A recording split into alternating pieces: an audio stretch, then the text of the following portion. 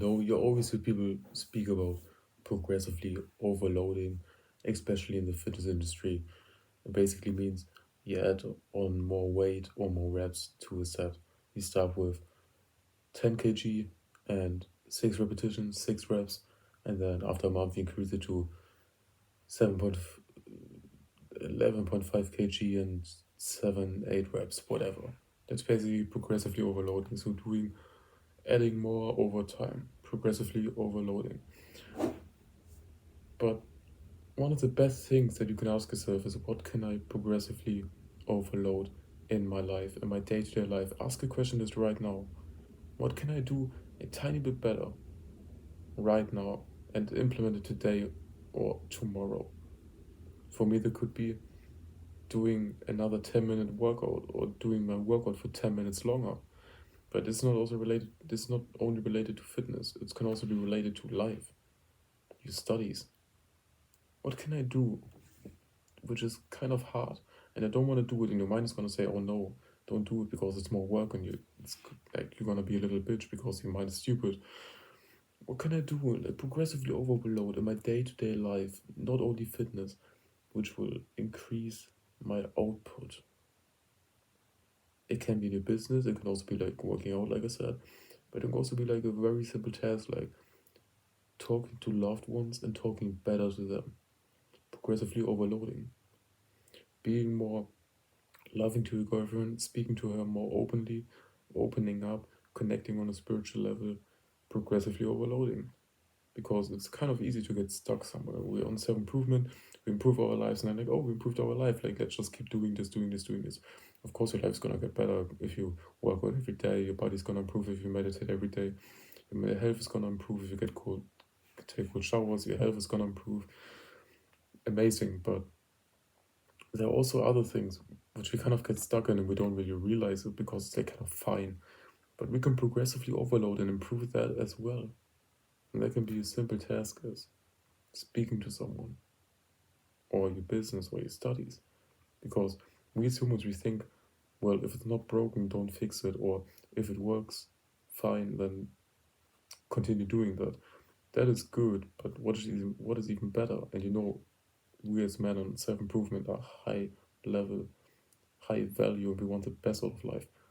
So, like I said, doing the same thing every day, which is good for you, fine. But you can progressively overload that.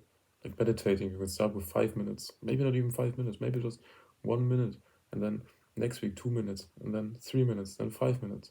Then you start with 10, then 15, then 20.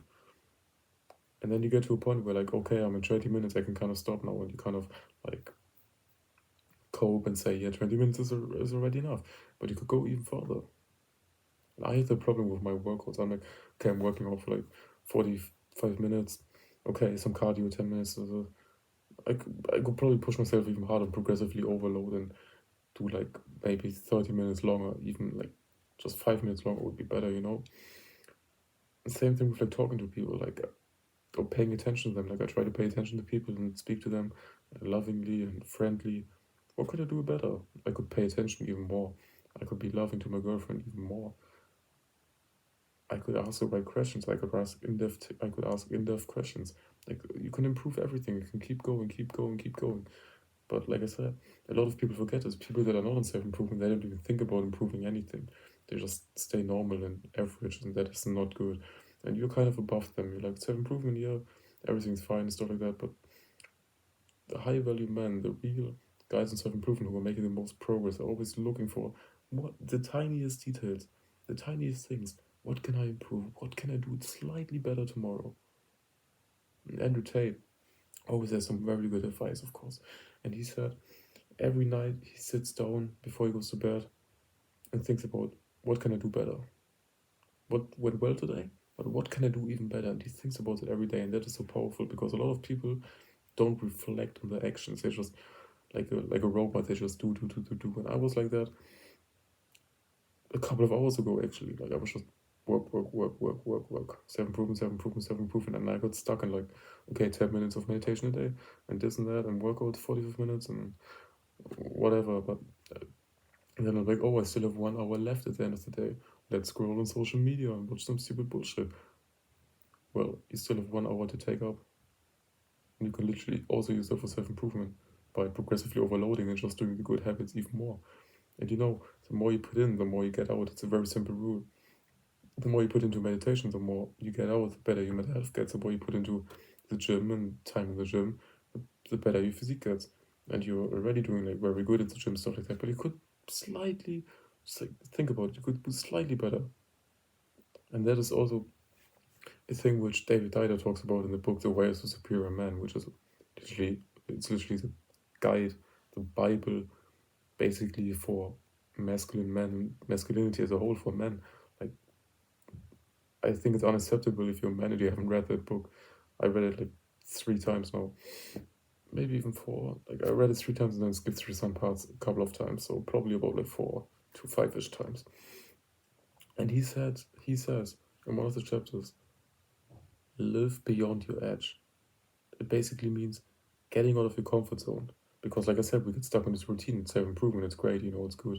But we could live slightly outside of our edge, slightly out of our comfort zone. And you might think your comfort zone is here, but you could go even farther and farther and farther, and you realize, oh, your comfort zone is all the way up here, and you're living here. You're doing good. You're on self improvement. It's fine. Your life is getting better, but you could be slightly more productive and slightly get out of your comfort zone even more.